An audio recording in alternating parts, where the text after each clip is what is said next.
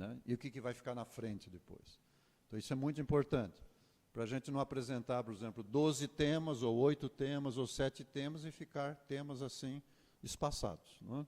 Mas uma coisa que tem um conjunto. Então, cada líder de grupo que vai trabalhar com aqueles que vão fazer as palestras, precisa ter esse cuidado de estar sempre cuidando de ter esse entendimento do conjunto. E quando a pessoa terminar o programa, ele ter uma ideia do propósito para a vida dele.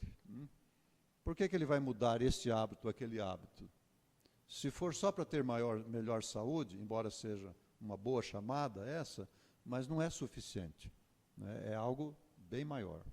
E eu intitulei o resumo disso aqui, que é crescer para terminar. Por quê? Porque até 1844, a ênfase na pregação e na proclamação era crescer, não é? Ampliar, levar, avançar. Isso ainda continua, mas a partir de 1844 entrou um novo componente, que é o tempo do fim. Fim do tempo do fim. Desde 1844. Terminou a profecia das 2.300 tardes e manhãs. Não é? Nós estamos dentro de Apocalipse 10, que é da 7ª trombeta. Estamos nos aproximando aceleradamente do final, que está descrito em Apocalipse 11, verso 15. Né? E os reinos do mundo vieram a ser de nosso Senhor Jesus Cristo. Lembra disso? E ele reinará para todo sempre. Então, nós estamos nessa fase. Então, desde 1844, a verdadeira teologia é no sentido de crescimento, é no sentido de crescer para terminar. Crescer para terminar, para completar a obra de Deus neste mundo. Então, esse é o enfoque. Então, se a gente prestar bem atenção nisso, isso nos ajuda muito e tira muito da ansiedade também, daqueles que estão ministrando, os que estão participando, né? Tira muito da ansiedade. Se a gente sabe o que está fazendo, no tempo que está fazendo, para que está fazendo aquele trabalho. Então, veja, o capítulo começa assim: rogo-vos, pois, eu, o preso do Senhor, que andeis como é digno da vocação com que fostes chamados. De que maneira? Com humildade, com mansidão, com longanimidade e suportando-vos uns aos outros em amor. Efésios 4. Procurando guardar a unidade e o Espírito pelo vínculo da paz. Há um só corpo, um só Espírito, como também fostes chamados em uma só esperança. Um só Senhor, uma só fé, um só batismo. Um só Deus e Pai de todos, o qual é sobre todos e por todos, e assim vai. No verso 8. Por isso ele diz, subindo ao alto, levou cativo o cativeiro e deu dons aos homens. Dons. Verso 11.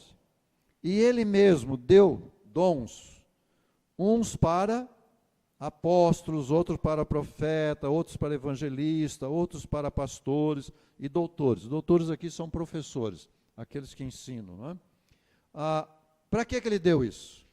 Até que cheguemos à unidade da fé. Desculpe, verso 12. Querendo o aperfeiçoamento dos santos. Ouviram isso? Anotem bem. Querendo o aperfeiçoamento dos santos. Mas santo precisa de aperfeiçoamento? Se é santo, é santo. Percebe? Na teologia católica, o que significa ser santo? Não ter pecado. Não é isso? Não ter pecado. Na teologia bíblica, o que significa ser santo? Ser filho de Deus. Você aceitou o chamado? Não é? Você entendeu quem que é Deus? Você aceitou seguir os seus caminhos? Deus é Deus que nos declara santo. Não é nós que nos sentimos santos, no sentido de não ter pecado. O santo da Bíblia é aquele que é fraco, é aquele que é frágil, aquele que é deficiente, aquele que é cheio de limitações, aquele que precisa de aperfeiçoamento. Entenderam? E como é que a gente se aperfeiçoa? Fazendo.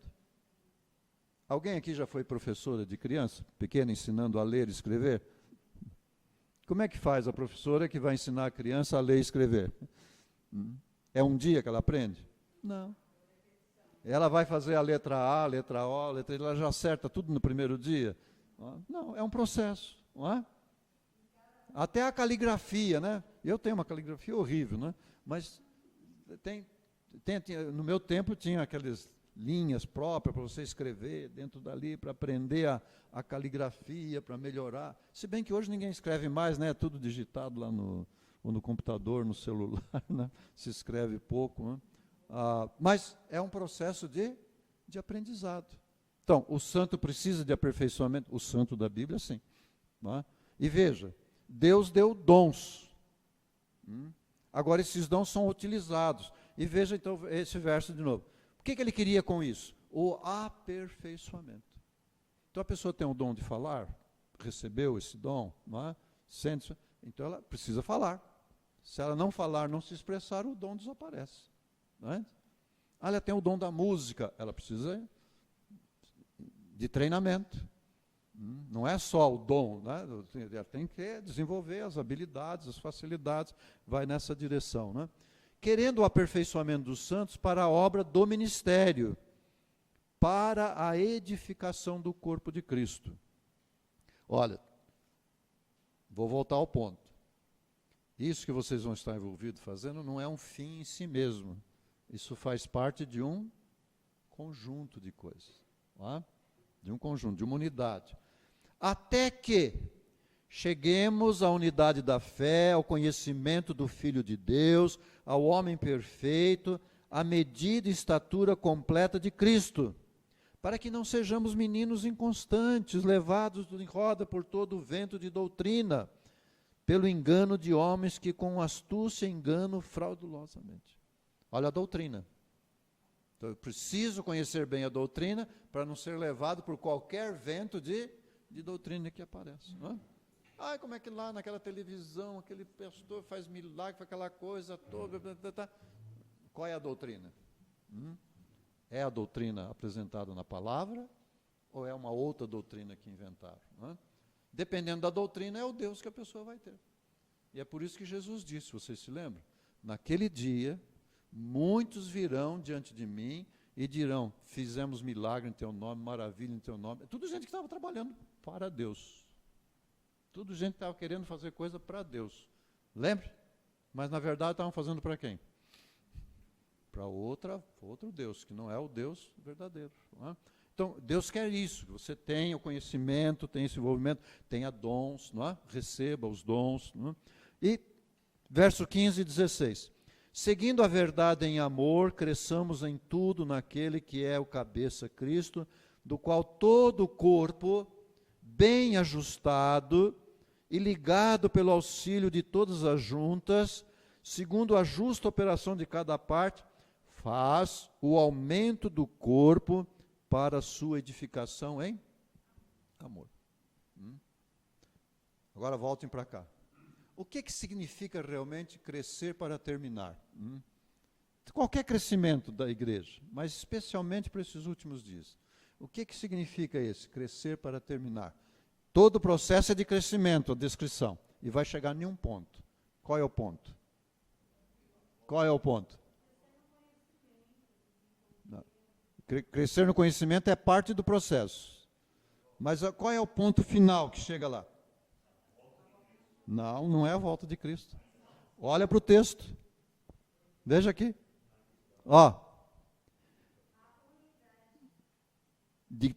Do qual todo o corpo tem bem ajustado, ligado pelo auxílio de todas as juntas, segundo a justa cooperação de cada parte, faz o aumento do corpo. Quem é o corpo? É a igreja. Não é? Faz o aumento do corpo para a sua edificação em amor. O que significa isso? O objetivo final, ao dar uma mensagem para a pessoa, é levá-la a ser de natureza amorosa. Esse é o objetivo final. Não é curar do câncer, curar da alergia, curar da dor de cabeça. Tudo isso faz parte. Não é? É resultado, é benefício, mas não é o objetivo principal. É viver na plenitude. Sim, mas o que é viver na plenitude? Não é? Esse é o ponto. Desenvolver entre os participantes que estão ministrando esse espírito da natureza amorosa e levar a pessoa, conduzir a pessoa a entender que a coisa principal na vida dele é desenvolver as características da natureza amorosa. E quais são essas características? Já é apresentado no versículo 2 aqui, viu? Com toda a humildade, o que mais? Mansidão, longanimidade, suportando uns aos outros. Olha, qual vai ser a grandeza do resultado do trabalho feito? Se o marido, o esposo, o pai, vem assistir o curso. E depois de um tempo, da terceira, quarta aula, ele chega em casa e é mais tolerante, é mais compreensivo, vai ajudar a esposa a fazer tarefas da casa, vai ser atencioso com os filhos. O que essa esposa vai dizer? O que ela vai dizer? Eu quero ir lá ver o que está acontecendo, o que fizeram com meu marido. Machão, grosseiro, briguento, aquela coisa. De repente ele está tendo uma postura diferente. O inverso também. Vem a esposa, e ela volta para casa, mas volta para casa e começa a ser cri-cri, exigente na comida, e limitar a comida, e fazer aquela... Se ela voltar assim, vai assustar a família. Mas se ela for no espírito, naquele espírito que vai estar desenvolvendo, vai estar atuando, que ela já sabe que é aquilo, pode ter uma atuação diferente. E o esposo e os filhos dizem, mas onde é que essa minha esposa, essa mulher foi, essa mãe, minha mãe foi? E despertar a curiosidade. Percebemos? Então, todos que vão estar falando, precisa ter esse cuidado, de dar a mensagem que tem que dar o enfoque, dar a doutrina, tudo isso. Mas o que é importante? O que é o mais importante? E foi por essa razão que na igreja primitiva, em 70 anos, eles alcançaram 40% do Império Romano. Mais de 40 milhões de pessoas em 70 anos. Sem mídia, sem televisão, sem jornal, sem rádio, sem Bíblia impressa. Não tinha Bíblia impressa. Tinha o testemunho dos apóstolos e as cartas. Imagina a dificuldade daquelas cartas chegarem. Mas tinha a vida deles. Eles eram a carta dessa transformação. Então agora vamos ver na ilustração disso aqui, para a gente acompanhar agora graficamente, visualmente. Então, Efésios 4, 1 a 16. Tome um tempo para ler isso, para rever, para reestudar. Um dos pontos que aparece ali, eu vou dar a explicação agora, é dons. Há muita dificuldade em alguns lugares, em algumas regiões, de entender o que é dom. Primeiro lugar, o mais importante, todos nós nascemos com habilidades para fazer alguma coisa. Cada um de nós temos uma ou mais habilidades. Alguns só têm uma habilidade. Outros têm 4, 5 ou 6. Elisa era um tipo desse. Ela escrevia, ela falava, ela lidava com tratamentos naturais, ela lidava com alimentação, era uma coisa, pintava, e só não desenvolveu em música porque também era muita coisa. Mas ela, na adolescência ela tocava acordeão, e se ela tivesse tempo teria aprendido piano também. Então, mas são pessoas raras essas. Geralmente a pessoa tem uma habilidade. E ele concentra, então, naquela habilidade. Quando essa habilidade é dedicada, consagrada ao serviço do reino de Deus, então ela passa a ser chamada de dom. Por exemplo, o irmão tem o dom, tem uma voz apropriada para o rádio, dedicada para Deus. Então, isso é um dom. Mas ele poderia ter essa mesma voz, está fazendo outra coisa aí, narrando jogo de futebol, narrando, como é que chama, esses rodeios, narrando outra coisa assim. Aí era habilidade. Mas quando ele consagrou a Deus e dedicou a Deus, então isso é um dom. Serve na rádio, serve na igreja, serve em outros momentos.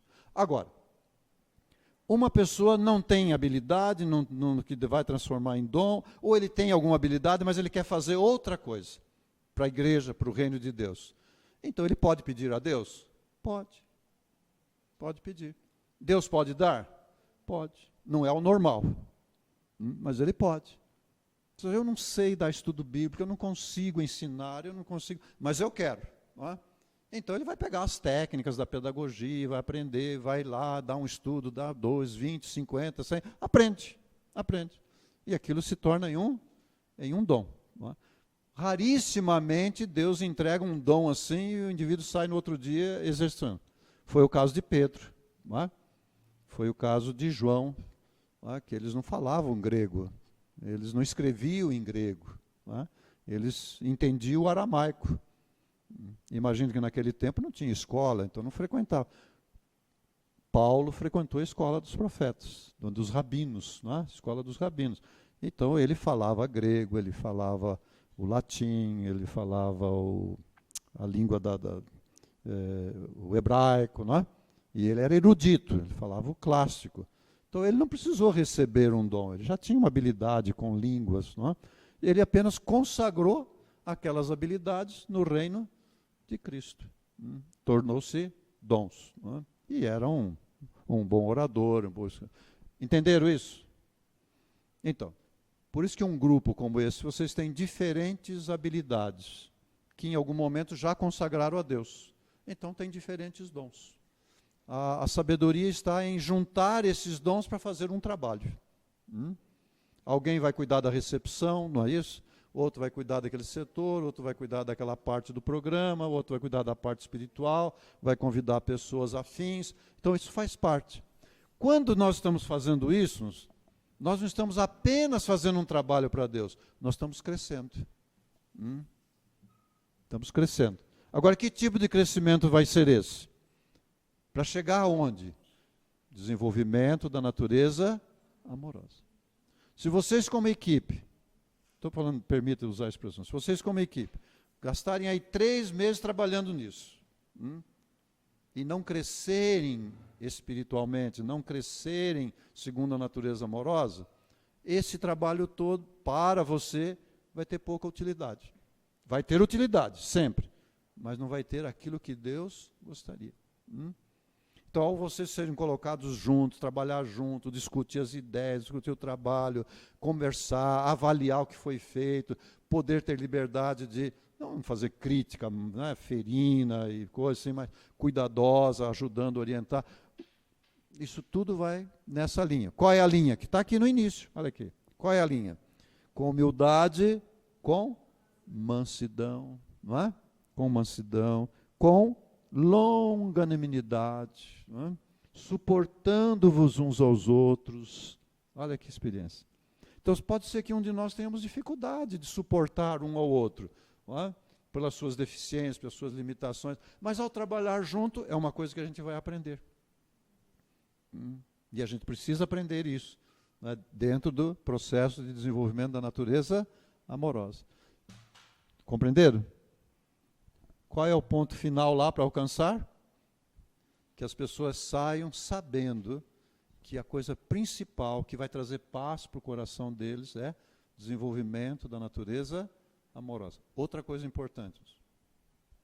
Nós vivemos numa cultura religiosa. Então é muito fácil uma pessoa ter o sentimento de culpa. E quando tem sentimento de culpa é um negócio difícil de resolver, né? E geralmente o sentimento de culpa religioso tem em vista a compreensão de um Deus, aquele Deus que está atrás da porta para dar uma marretada na gente porque fez coisa errada. Então, também é muito importante que cada um que se apresente, que fale, de alguma maneira, procure apresentar a Deus na sua natureza. Natureza amorosa, perdoadora, misericordiosa, compreensiva, tolerante, não negligente, mas tolerante. Por quê? Porque hábitos arraigados de 40, 50, 60 anos é muito difícil de mudar. E se a pessoa se sentir com aquela coisa de culpa, aquela angústia, aquela ansiedade, então o processo de mudança vai ser de mais prejuízo do que de benefício. Então ele precisa sentir que está num ambiente gostoso, amigo, compreensível, né? E se tropeçou hoje, tropeçou amanhã, não tem problema, é um processo. Né? O importante é o rumo. Qual o rumo? Está aqui, a lei estabelece esse rumo. Então Deus tem 2 sistemas de leis para nos manter no rumo. Lei moral e lei física. É como se fosse um caminho. Lei moral e lei física. A gente vai colocar essas pessoas no rumo. Mas o importante não é a lei moral, a lei física. É permanecer no rumo, e neste andar no rumo, nós tropeçamos e nós caímos. Nós tropeçamos e caímos. Provérbios diz assim: o justo cai e se levanta 7 vezes. Então, qual é a diferença do ímpio e do justo? Qual é a diferença do ímpio e do justo? O ímpio cai andando no caminho errado. O justo cai andando no caminho certo. E quando ele cai, ele tem a mão estendida de Cristo. Então, essas pessoas que vêm até nós, irmãos, não é apenas um curso técnico, um curso de informação, é um curso de sobrevivência espiritual. Não é? Isso é uma coisa importante. Então ele precisa ter esse entendimento, que ele está aprendendo a ficar no caminho certo. O caminho dá o rumo. Não é? Nesse rumo, ele vai tropeçar, mas tem uma mão estendida para ajudá-lo. O ímpio não importa quantas vezes cai, 10 vezes, 1 vez, nenhuma vez, 200 vezes. É no caminho errado, não faz diferença. Ele precisa mudar de caminho. Não é? Por isso que chama conversão. Não é? O que é conversão? É sair daquele caminho e vir para o caminho certo.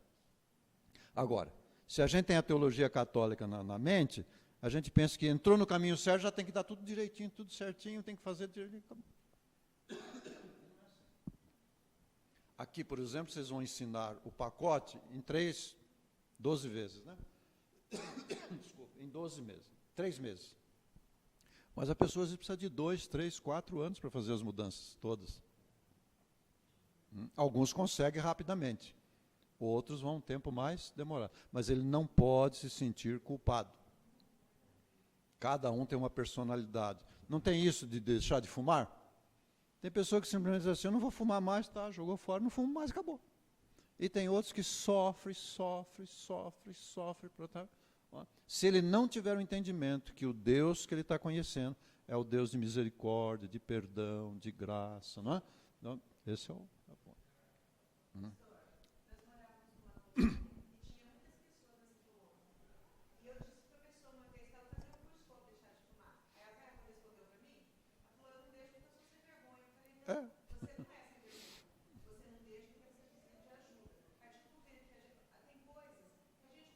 Precisa, é.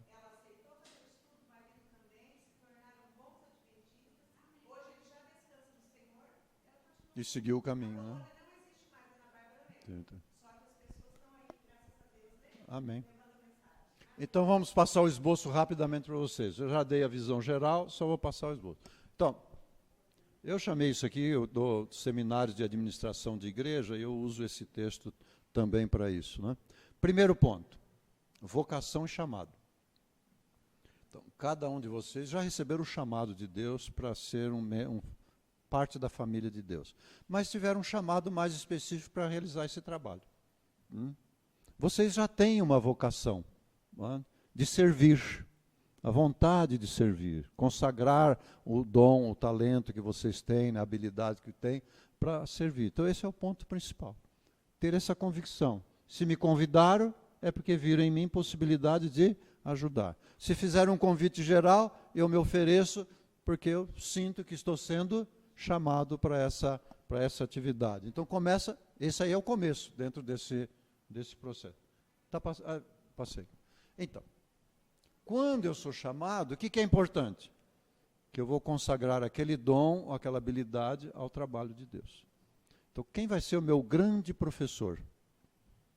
O Espírito Santo. E já pensou que privilégios? A gente fala muito de ter o Espírito, e ficamos esperando que o Espírito vai tomar conta da vida da gente. Mas o Espírito vai tomar conta da vida da gente se a gente vai fazer alguma coisa. Esse é um ponto. Todos nós temos o Espírito Santo, porque nós passamos pelo processo de conversão, não foi? Nós aceitamos, entendemos da doutrina, sabemos quem é o Deus verdadeiro. Agora, ser possuído pelo Espírito, imobilizado pelo Espírito, é para fazer alguma coisa. Se eu não vou fazer nada, também não vou ter o Espírito nessa dimensão. Vou continuar tendo o Espírito para trabalhar, né, o processo de transformação e tudo. Mas quando o Espírito está trabalhando, a gente é movido a fazer alguma coisa. Então é uma experiência dentro de colocar esse dom em desenvolvimento e colocar diante de Deus. Ao exercer, veja, ao ser chamado e colocar esse dom a serviço de Deus, vai acontecer 3 coisas. Um aperfeiçoamento. Aperfeiçoamento dos santos. Né? O que eu vou aperfeiçoar? O dom.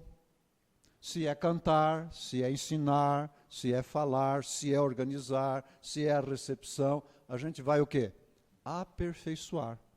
Cada sessão, cada evento que nós estamos participando, nós estamos o quê? Aperfeiçoando. E aperfeiçoando em que sentido? Estou aplicando os dons no ministério. Nesse caso particular, é o ministério que vai tratar de saúde, de crescimento, não é? Dentro dessa linha. Tem outros ministérios da igreja. Cuidar de criança, a própria recepção da igreja, tem diferentes ministérios. Nesse caso particular, é a ministração deste programa, para ajudar as pessoas. Não é? Então é um ministério, então eu vou tratar isso não como uma coisa, é um ministério. Não é? Um ministério dentro da obra de saúde, dentro desse crescimento de conhecimento espiritual. E isso vai contribuir para edificar. Edificar o quê? Isso que é importante, irmãos. O corpo de Cristo. Então, quando que o corpo de Cristo é edificado? Quando que ele é edificado? Quando tem essa relação aqui. Irmãos. Quando os membros da igreja estão desenvolvendo os seus dons. Estão realizando diferentes... Por exemplo, se eu sou só membro da igreja, e eu me assento lá, assisto, eu estou vendo os outros desenvolvendo os seus dons, mas eu não desenvolvo o dom que eu tenho, ou a habilidade que eu tenho. Mas quando eu vou participar em algum evento, alguma atividade, algum programa, eu passei ali e vi um grupo de pessoas preparando uma sopa, né? Ele tem aquele dom do serviço.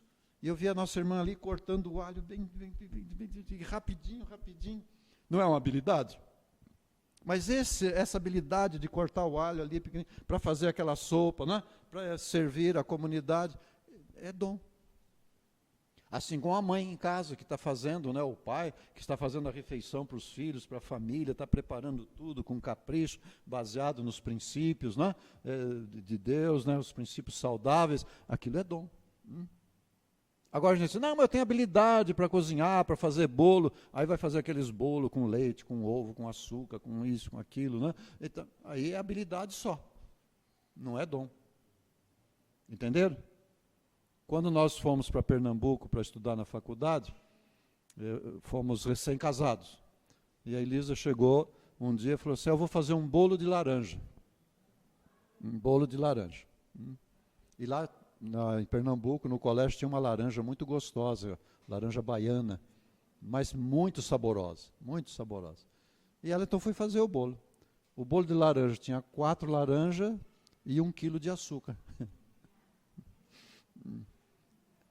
Ela usou de habilidade? Usou, mas era como se fosse dom? Não. Porque era mais prejudicial do que benéfico. Aí com o tempo foi aprendendo. Tinha habilidade. Ah, mas Deus pede que não faça dessa maneira, que não misture leite, ovo e açúcar, né? Que não faça essas coisas. Então não vamos fazer mais isso. Agora vamos procurar fazer de acordo com a palavra de Deus. Então aquilo permanece um dom. Então, o crescimento do corpo de Cristo tem que ver com o exercício desses dons. Né?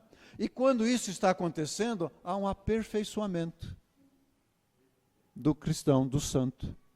Compreenderam? Então, nem sempre o dom, ele já está 100%. Nem sempre. Quer seja na culinária, quer seja de falar, quer seja de coordenar uma programação, seja na recepção, nem sempre o dom está completo, mas ele vai se aperfeiçoando no ministério que ele está desenvolvendo.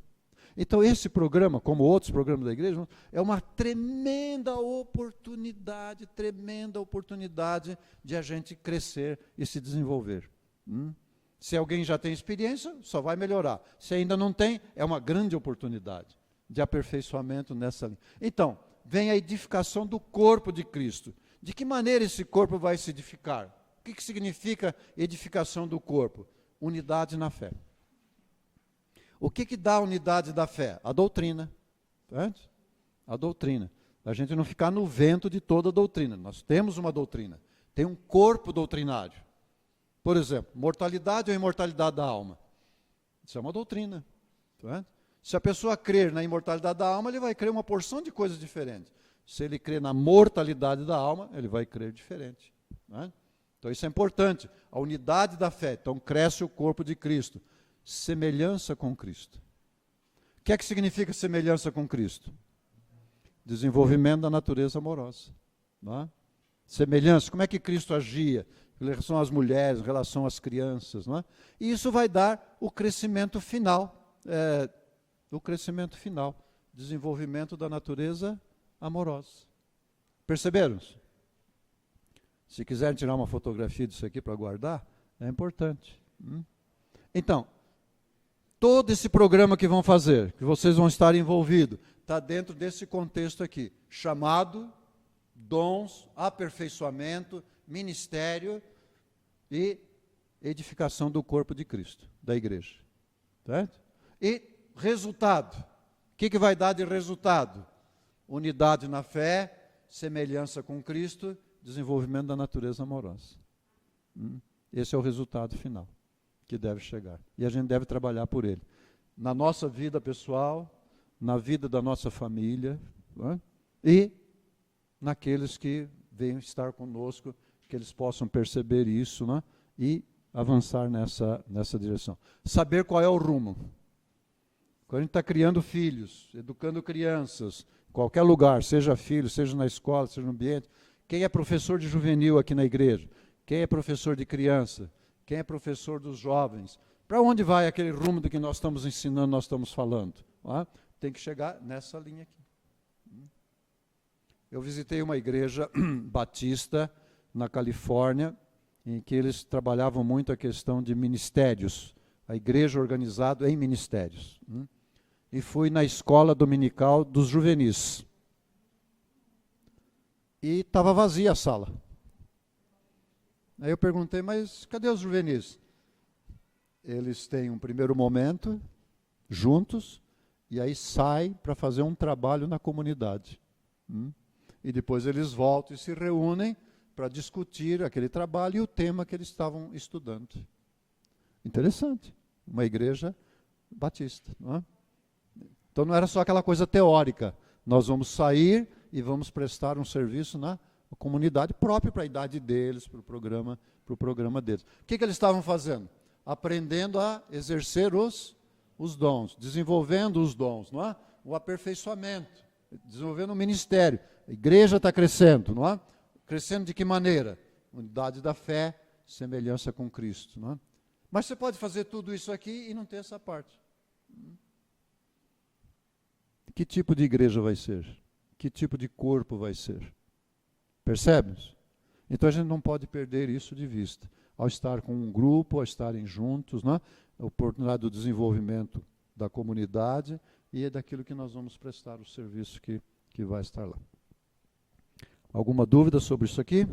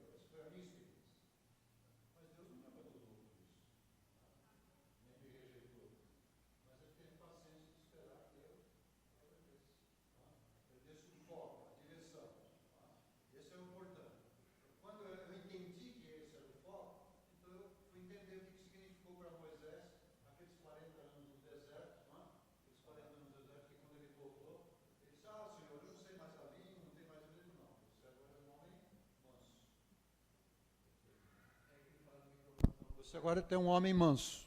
Não é? Então, Moisés, foi um homem manso. Entendeu? Aí você vai prestando atenção, lembra os filhos do trovão? Quem eram os filhos do trovão? Não é? Aí o que foi dito deles depois? Discípulos do amor. Não é? Quando eles entenderam, depois da morte, eles entenderam isso só depois da morte de Cristo na cruz. Eles entenderam.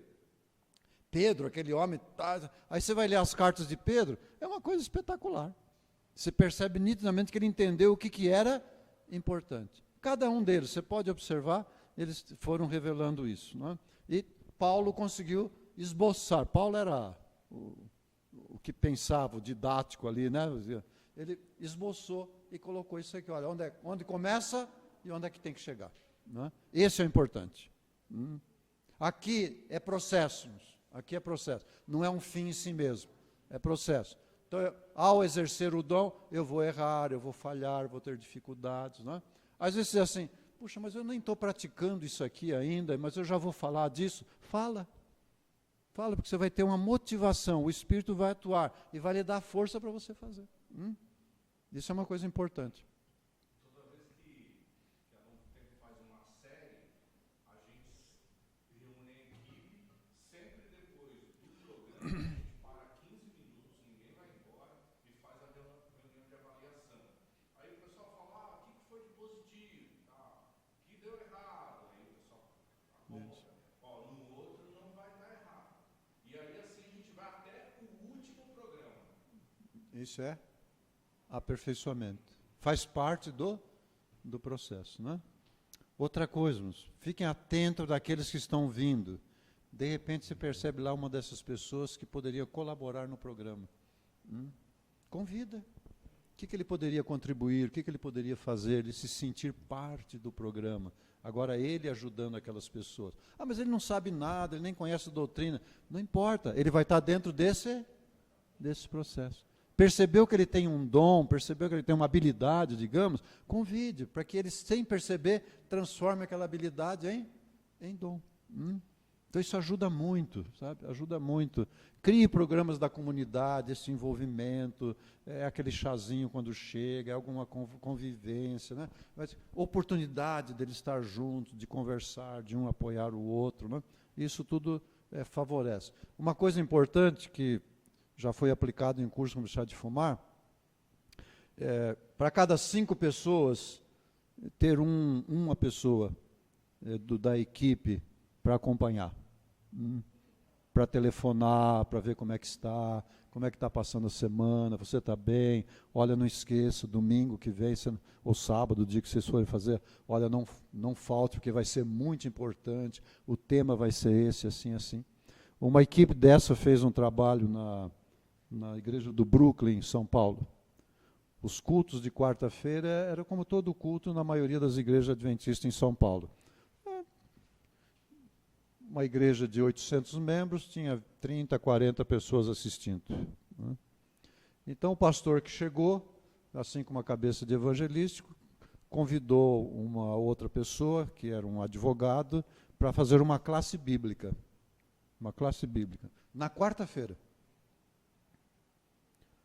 E montaram essa equipe por trás, uma equipe organizadora, que via a recepção, via o atendimento, e tinha uma base mais ou menos dessa, 1 para cada 5 que vinha. A frequência, irmãos, passou a ser, em média, de 150 interessados, durante 10 anos.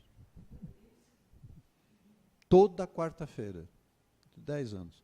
Mas esse mesmo professor, esse mesmo advogado, ele foi, antes de vir ali, foi numa outra igreja, no interior de São Paulo, foi fazer o trabalho e não tinha visita. Não tinha gente. Ele mesmo, com todo o dom e a capacidade dele. O que fazia a diferença? Na outra igreja, a igreja do Belém, onde ele fez esse mesmo trabalho e foi de um resultado extraordinário, tinha essa equipe. Quando ele chegou no Brooklyn, eles cuidaram de montar uma equipe semelhante. Então, aquele pessoal, então, aquele que pega aqui, sabe, são esses 5 que são os meus, ele vai concentrar naqueles 5. Orar por aqueles 5, trabalhar por ele, telefonar, dar aproximação, fazer amizade, inserir ele na comunidade, sentir as necessidades que tem, os conflitos que está lá, e ver como que isso pode ser trabalhado. Tá? E aí tem grande chance de, pelo carinho, pela atenção, dessas pessoas voltarem. Volta uma segunda vez, volta uma terceira vez, aí eles vão formando esse elo, né? essa ligação. Então, essa recepção, não sei quem que vai ser responsável pela recepção. Tá aí? Então, isso é muito importante, organizar essa recepção, não só de receber ali, anotar o nome ou coisa assim, mas desse programa. No treinamento que eu tive, no curso como chá de fumar, o professor, ele disse assim, ó, se possível, monte o auditório assim, de tal maneira que esse coordenador, esse dos 5, sente perto daquele grupo deles. Né? Se possível. Que aí não fica dizendo, não fica assim, para quem que eu vou olhar, para quem que eu vou. Né? Outra coisa muito importante, mas para esse pessoal que chega, é apresentar a estrutura da igreja. Essa sala aqui é para isso, aquela sala é para as crianças, aqui tem o clube de desbravadores, aqui é o templo onde tem tais e tais reuniões, em tais dias. Não é? Não precisa fazer isso no primeiro dia, mas pode organizar um momento para isso. Não é? Olha, aqui é a sala tal para fazer tal coisa, ali tem curso disso, tem tal evento, em tal época, e ele vai olhando, aqui são os banheiros, não é? Onde é que ficam esses banheiros? Não é? Onde é que estão essas coisas? O que precisar, nós estamos aqui à disposição. Então vamos ver, você tem um grupo de 50, cada 5 tem alguém, ele sabe para quem se dirigir. Não é? Ou eu estou precisando de tal coisa, eu estou precisando sair. Ou se ele saiu, às vezes ele diz por que saiu. Mas ele vai dizer para quem? Ele diz para aquele coordenador dele ali. E aí o orador depois sabe, né, quem está esperando, ou alguém saiu porque teve uma necessidade muito grande. Não é? E às vezes é uma necessidade que precisa de oração. Não é? E você pega, então, faz um chamamento no final do programa. O nosso amigo teve que sair, se for possível falar, porque às vezes tem coisa que não pode. Não é? Mas tinha uma necessidade assim, vamos orar por ele, não é? Vamos orar por ela, pela família. Então, criar esse ambiente de, ok, estamos juntos nesse negócio aqui. Não é? A gente sempre fez lá em São Paulo, há muito tempo, o coffee break, que a gente chama no final, né? Para também reunir o pessoal, se aproximar um pouquinho mais. Sim, isso aí. Só um texto aqui para vocês, olha. Terminamos com isso aqui. A Sarah White chama esse ministério de Ministério da Bondade, baseado em Isaías 58. Mas olha esse texto aqui. Aqueles que deviam ter sido a luz do mundo têm projetado raios pálidos e fracos. Aí ela pergunta assim, o que é luz? Sermão da Montanha, né? Vós sois a luz do mundo. O que é luz? Ela diz assim, é piedade, bondade, verdade, misericórdia, amor, é a revelação da verdade no caráter e na vida. O Evangelho, com o seu explosivo poder. O Evangelho. O que é o Evangelho com explosivo poder? É isso aqui, natureza amorosa. O Evangelho com o seu explosivo poder depende da piedade pessoal dos seus crentes. E Deus proveu pela morte do seu amado Filho os meios para que cada alma esteja perfeitamente preparado para toda boa obra. Onde é que está a base disso? E ela então fala que isso aí nos é o explosivo poder. Então, ao realizar esse trabalho, vocês vão estar realizando nesse espírito um poder explosivo. Não tem como dar errado. Né? Não tem como dar errado. Olha, eu olhei para a dona Bárbara e lembrei disso. Eu estava na zona sul de São Paulo, fazendo uma programação à tarde, e falava do centro de treinamento, daquelas coisas, e mostrei uma foto. Nessa foto estava a irmã Bárbara, do lado direito. Lá na zona sul, lá naquele fim lá da zona sul de São Paulo. Na saída, alguém me procurou. Ele disse, pastor, o senhor mostrou aquela foto, e aquela senhora ali do lado, assim, era a dona Bárbara? Eu falei, era. É ela, sim. Então o senhor, encontrando com ela, dê o seguinte recado. Eu fui assistir um curso como deixar de fumar que ela fez, que ela dirigiu. 2 anos depois, eu parei de fumar. 2 anos depois, eu fui para a igreja e sou batizado. Não aconteceu no mesmo dia, no mesmo curso, no mesmo mês, 2 anos depois. E ali ele falou comigo, já fazia uns 3 ou 4 anos que tinha passado essa experiência. Ela não sabe disso, né? Já passou. Mas quantos, irmãos, quantos que vierem até nós, mais cedo ou mais tarde, vão ser tocados por esse explosivo poder. E essa pessoa que eu estou falando, que vocês podem colocar para cada 5, vai orar por essas pessoas, não é? Vai orar, vai procurar saber, vai fazer amizade, vai acompanhar, não é? Vai saber o que aconteceu ao longo do tempo, não é? Bom, chega, vocês têm outro programa lá. Obrigado pela oportunidade de estar com vocês. É? Vamos ficar em pé para uma prece? Bom Pai Celestial, aqui está um grupo de teus servos, teus filhos, teus santos, que estão se empenhando, ó Pai, em se organizar para ministrar um programa que é de relevância, de grande importância para aqueles que ainda não conhecem o Evangelho da verdade presente, ó Pai. Que o Senhor possa abençoá-los com sabedoria, com experiência, com dons maravilhosos, e que esse trabalho possa corresponder à Tua santa vontade, ó Pai. Toma-nos em Tuas mãos, abençoe os líderes de cada setor, a organização toda, em nome do Senhor Jesus. Amém, Senhor. Amém.